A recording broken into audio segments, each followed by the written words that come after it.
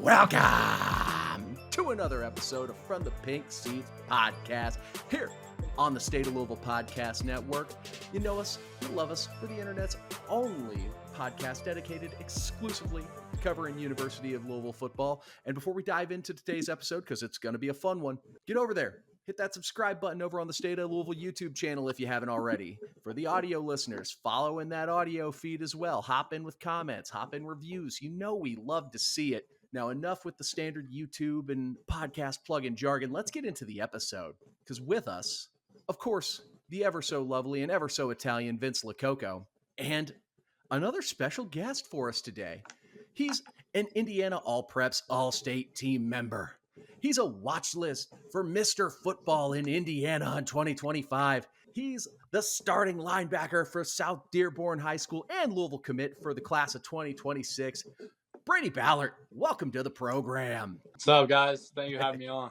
Oh, thank you for hopping on. This is sort of one that's been in the chamber for a little bit. We've been talking a little bit about trying to get this lined up, so excited to get you in here. Yeah, I'm excited to talk some ball with you guys and talk fellow 26 class. So yeah, excited to get it, and let's go ahead and get started. So summer workouts are finally starting to sunset. Training camp here. Y'all have a game in like less than a month already, right? Yeah, that's wild. It's crazy, dude. I just feel like, seniors starting up next Wednesday. We start school. It's like, man, how are we already here? I feel like I was just a freshman. So it really does go by fast when they tell you that. And, I'm excited, though. So it'll be fun. I remember that senior year summer, going into your senior year of high school was just a really fun one on the football field in particular. So what has been the most fun thing you've done this summer on the football field? Are you guys just bonding as a team? Or are you guys obviously having to grind and get better? Yeah, so, obviously every day you just take it one day at a time and, you'll see where you end up at the end of the year when the records line up. But, just this summer's been a lot of fun. Me and my fellow seniors, just been able to get really close this summer. We went to a team camp in the beginning of July when we got back from our dead period, and that was a lot of fun. I think we kind of bonded outside of football a little bit with that, staying in dorms of a college and, just getting to know each other. It was a lot of fun. I feel like we're taking the right steps and, like you said, less than a month and we'll be knocking pads of another team. It'll be really fun. It's a lot more fun when you start hitting the other team. So what are some of the things you're looking forward to most, on and off the field for upcoming senior year? Because, it's a special time. You already mentioned it. Like, it goes by quick, so enjoy it. But what are some of the things you're looking forward to most? Yeah, so for me, just taking everything in. I'm only going to be a senior for like 6 months or whatever it is because I'm going to be coming there early. So nice, I would say just taking everything in, experiencing every moment with my fellow classmates, building those connections and stuff like that. But, on the field, I'm just really looking forward to going out there and competing with my teammates, the guys that I've been sharing the field with since I was a kindergartner in elementary school. So that's going to be really fun, and just seeing what we can do this year is going to be special. And then off the field, just continuing to keep hanging out with those guys and experience as much time as I can before I head out. So now you guys have a great team. What have you done in particular to, set yourself apart from the other guys this year? So for me, I really focus on my little details a lot. Like today I was out on the field, just working different hand movements and stuff that, how to get around a block, or I was watching some of the stuff that TJ and Cameron White were doing over their break this past week, just doing some of that stuff on my own, looking at like Fred Warner's game and those guys like that, and just seeing how you can do different stuff that separates you from those high school guys. Well, you came prepared. You're already jumping ahead of us. We had some questions marked down, and one of them was going to be like, who are some NFL players that you model your game after? Dropping a Fred Warner bomb on us to start. Yeah. I like it. Yeah, Zach Wilson. What's your goal? Zach Wilson? Yes. I was just at Bengals training camp last week. I'm going to go down again. They have practice in the stadium this Saturday night, so I'm going to go down there again. It's a lot of fun, being that close to an NFL team and seeing those guys up close is pretty neat. Now, the NFL linebacker I love the most has to be Luke Kuechly.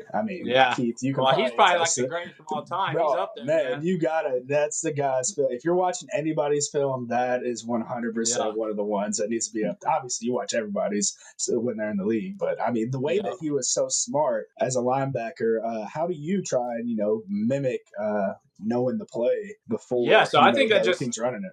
like Keekly would always say, that just comes down to how much time and effort you put into film study and how much you trust your coaches to have you prepared to go out on the field on Friday night and make plays. I mean, that's really what it comes down to. You can do everything you want, but how much you trust your instincts is really what it's gonna come down to. So Now, Right. Vince, as a fellow Dolphins fan, I'm surprised you didn't go with Zach Thomas for the cerebral linebacker comparison. Come on. That's fair. That's fair. I mean, I don't think I didn't really want to put him through any of our Dolphins suffering because we'd probably get on a tangent there.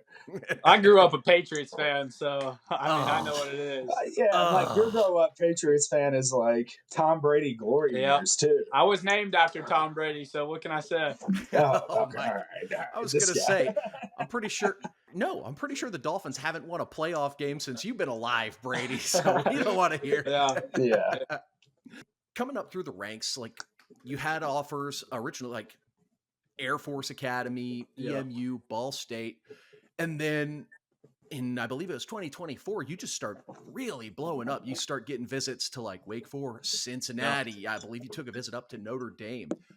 What was that experience like, just getting that jump in recruitment? Yeah, so it started off small. You know, my 8th grade year going into freshman year, that summer I really started getting into the camps, and it was just mainly the smaller schools, some big schools that are around us, but you know, just getting in. I knew I wasn't probably going to get any offers then, didn't really have the speed for it back then, but you know, just getting in, feeling how the drills are, because they're pretty much the same everywhere you go. Yep. They all put you through the same stuff. So by the time it came to going into my sophomore year, I was fluent with those drills and stuff, you know.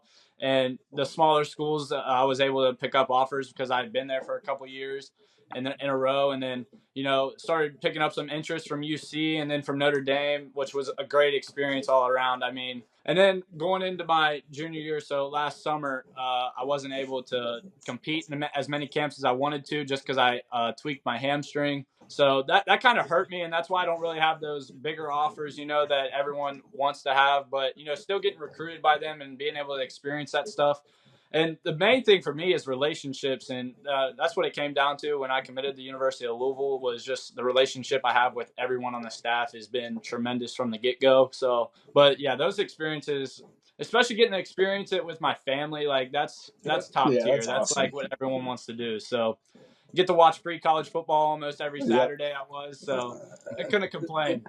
I mean, you mentioned the relationships with the staff, and I had a question written down. I was fortunate enough to work with Coach Ivey whenever he was on staff the first go around, Scott Satterfield and those guys, and definitely like one of my favorite coaches I've ever been around at the collegiate level. So for you as a recruit, how was it getting recruited by Coach? I'm sure you had some involvement in your recruiting. So, yeah, no, Coach Ivey's been the main guy. Like that is. Oh, so he's been your primary guy. Yeah, if I had to be like 100% honest, like that is the guy that really made me feel at home at Louisville, awesome. And that is why I committed. Like from day one, he has been so transparent, and I feel like, and talking to some of the guys on the team now, like they're always like, you know, Coach Ivey, however he's acting now is how he's going to act when you get here. Yep, and like 100%. It's just not something you see everywhere, you know. So that really made it feel like home. So yeah, he's awesome. Wait till you're on the field playing for him.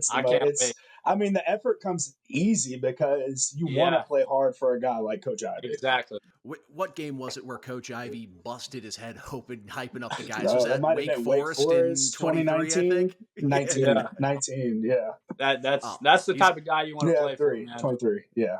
Yeah, he's a linebackers guy for sure. So just a little bit off topic, but some of the schools you mentioned that you were taking some visits to, like private school like Wake Forest, Notre Dame.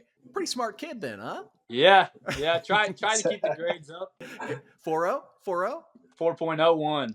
There you go, the AP classes. I didn't even know you could do that. Back when I was in high school, I mean, I had no idea you could do that. Not that I was going to ever give it a shot and try and go for a 4.01, but I mean. Yep. So another one of the things, and I think this is what a lot of fans are going to really love about you. Since you've committed, which I believe that was back in September of last year, it's crazy. Exactly. It's been almost a year. I know, it's wild. The amount of love that you've shown the University of Louisville puts a lot of U of L burner accounts to shame. It seems like anytime there's a Louisville post, football, commitment, update, basketball, anything, Brady Ballart's in there.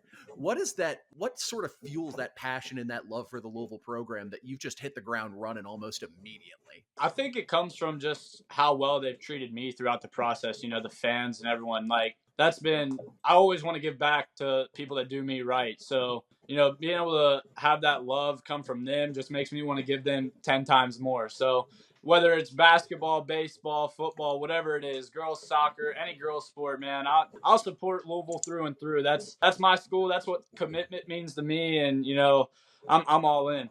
I have That's to friggin' ask, awesome. because like I feel like I don't know, like linebacker. Some people don't always want to play linebacker. So basically, the question is, did you always want to be a linebacker? Like I loved playing the position in high school. I got moved to fullback in college, but I loved it in high school. I mean, just getting to command the defense, and I mean it's the same in college. But did you always want to be a linebacker? Yeah, I think from the day I started playing football, I was playing both sides of the ball. I was playing running back and linebacker, Right. the combo. So, just being able to grow up and play that position, I feel like that's helped me really with my leadership role too. I feel like I can control a defense as well as anyone. So, just being able to have that since I was at a young age has helped so tremendously. And yeah, just always been linebacker for me. When was the first play that you can remember where you really fell in love with being a linebacker? Was it blowing up a kid coming across the middle? What was it where you're just like, oh yeah, this is for me? Well, I don't know if this is a good one for me, but so my kindergarten year, when I was a kindergartner, I was playing up on my brother's third grade team. Oh, So we were down in Tennessee playing in a tournament, and I was playing linebacker, and I came to make a tackle, and that running back just ran through me. But you know what? My dad always tells the story. He's like, you know what he did? He popped right back up, and he kept on playing. So I feel like that's just really always been what it's about to me is, you're going to get knocked down, but you got to get back up at that position because you got to be ready to hit the next play. So.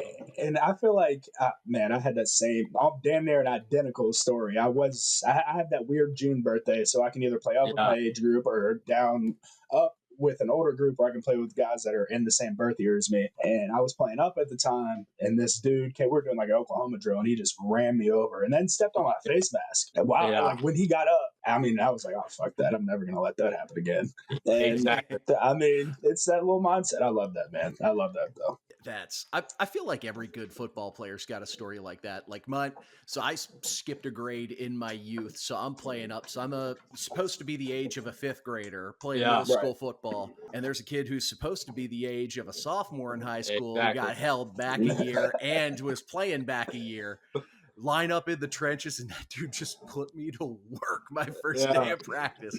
And this is one of those things like, I don't want to feel like this ever again. Exactly. Let's That's get good. That you get. You're like, I never want that to happen again. So, all right. So, would you say you love winning or hate losing more?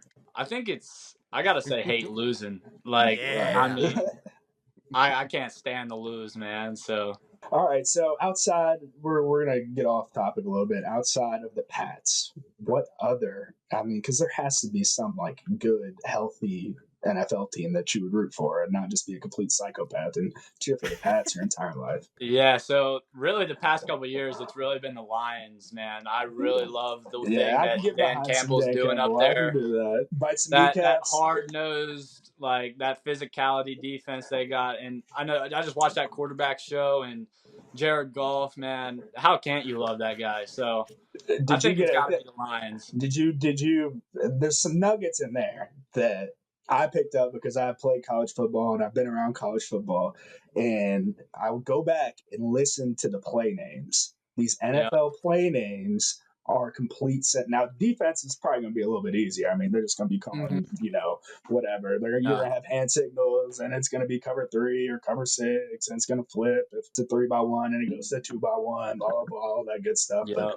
the play names in the NFL, dude, go back and listen and just write one down. They're outrageous. Read it out. Yeah, you can't. It's outrageous. I'm like, how does the quarterback remember this? Like, I get it. It's a matter of like 2 seconds from the earpiece to the huddle, but like, still, I'd be like, you're gonna have to say that like 10 times for me. And guys Give like me 2 syllables, and I'll just. Yeah, guys like Burrow and Goff are talking shit the whole time. Yeah, they're talking shit the whole time, and they're getting a play read in their ear, and then they turn and completely execute a play. It's like I get it. So being as close to Cincinnati as you are, I'm surprised the Bengals were never one of those teams that were up there for you. Well, they've always been bad, so no That's one You know wants what? to cheer for a bad team. That's fair. Now, granted, Skyline or Gold I can't- Star? This is really going to define if I'm going to like you as a linebacker. Skyline, man. All right, that's fair. Good. I mean, both are good. Yeah, but no, the Bengals. I mean, I can't hop on the bandwagon now because everyone will be like, well, you didn't cheer for them when they were bad. So for me though, I'm a big college football guy. I like watching the NFL, but I like watching good NFL games. Like I'm not in there to watch like last year when Detroit was blowing out the Cowboys. Right. Like I'm not trying to watch that. Don't be Okay. like me and Keith and watch the Dolphins every Sunday because you will Yeah. not see anything. So, okay. Favorite college football game that you remember watching?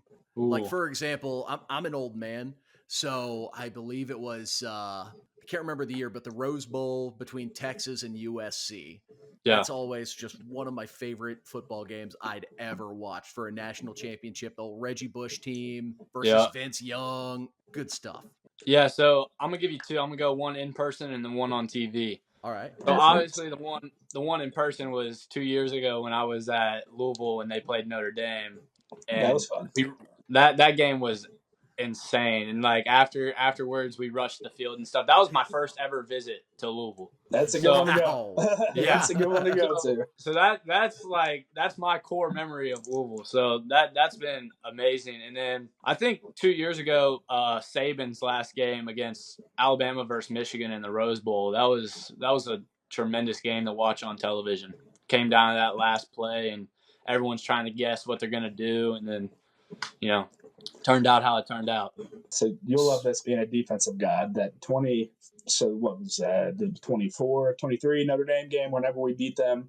I'm going to give you some knowledge from the 2019 Notre Dame game whenever I was on staff there and I was signaling into the offense just to, let you know how loud that place can get whenever, we're good, we're rocking, we're rolling, and especially whenever you get on defense and we get a, big third down. I have to literally, like, my headset's all the way up. I'm plugging both my ears, pushing it like this, standing right next to Scott Satterfield, and I can barely hear a play getting called. Like, that place, I'm telling you, man, you're going to have some amazing 4 to 5 years or 3. Yeah, Depends that's on great to hear. We do got to do a little bit of fan education, though. Sometimes we can get a little too enthusiastic when we're on offense, and we're trying to work on that side of the ball. Oh, I love defense. I absolutely love. There's nothing better than a good defensive touchdown or a big sack on third down. Exactly. I get a kick out of, because I'm not always just watching the play necessarily. Like, I might watch like TJ or Stanquan exclusively just to see what they do that play. And like, I get a kick out of seeing them just command the defense well, seeing them be prepared, and you can tell with their eyes and their communication to the back end and the front end. I mean, that stuff is just impressive to watch. Yeah, it is. It's proves sets the reason why they're going to have opportunities at the next level for sure. Oh yeah. Yeah. To sort of get back on the Louisville train a little bit, we veered off a little bit, but that's what's beautiful about this show. We can always have someone grab the wheel and steer us back. Louisville being, what's it, about an hour and a half from where you're at up in Aurora? Yep. Have you visited the city before the recruitment to Louisville really began, or no? Yeah, so back when I played baseball and Little League and stuff, we would always go down to the Louisville Sluggers. So I've been down there a couple times. Nothing like going like to Cincinnati or the Indianapolis. Those were a little bit closer. But yeah, I've been there a couple times before the recruitment. And speaking of the recruitment, have you had a chance to interact with anyone in the 26 class outside of like recruiting visits or anything like that at any camps or anything along those lines? Yeah, so I mean, just through social media a little bit, through Snapchat and stuff, I've been able to interact with. We have a group chat, a 26 group chat. That's what I was about to ask. So it's been good to just get closer with those guys and build those relationships. I've kind of figured out who I hope I want to room with and stuff like that.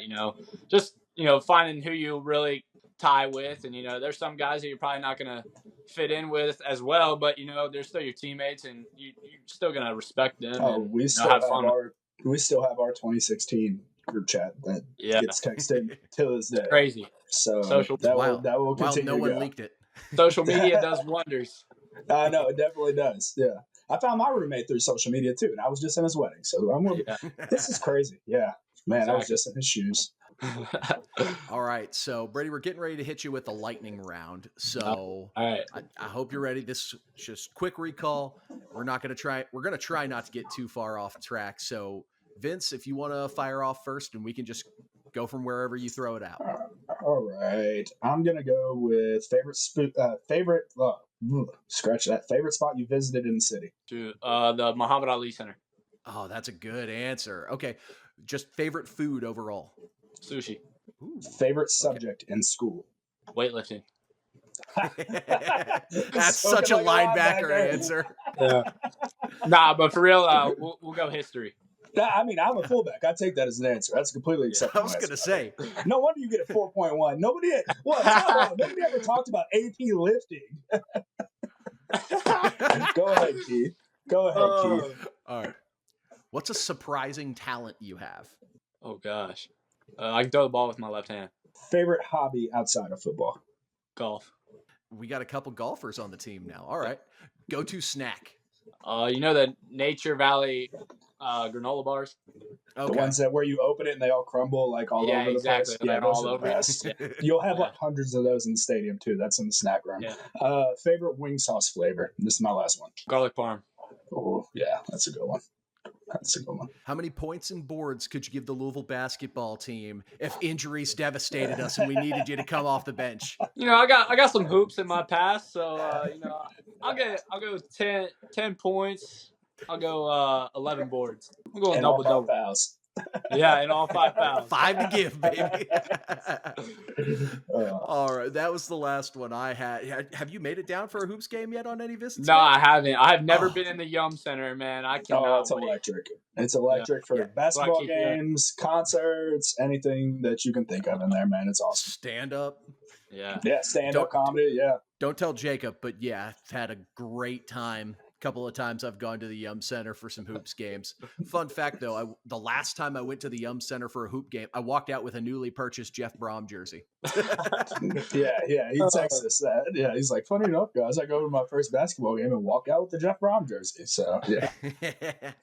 Well, Brady, thank you so much for hopping on with us. We really do appreciate you taking the time out of your evening. Want to wish you the best of luck this upcoming season. And go get Lawrenceburg for me this year. Come on, sir. Man. Yes, sir. Been trying. And any parting words before we send you off, Brady? Yeah, I appreciate you guys having me on. You know, the city of Louisville is tremendous, and I can't wait to get there. And always go Cards. Couldn't have said it better myself. Thank you for tuning into this episode of From the Pink Seats podcast. Remember, hit that subscribe button if you haven't already. We just cracked 2K on the YouTube. Next, it's going to be the moon. We're on a rocket ship, and it's not coming down anytime soon. On behalf of Vince Lococo, I'm producer Keith, and as Brady put it, go Cards.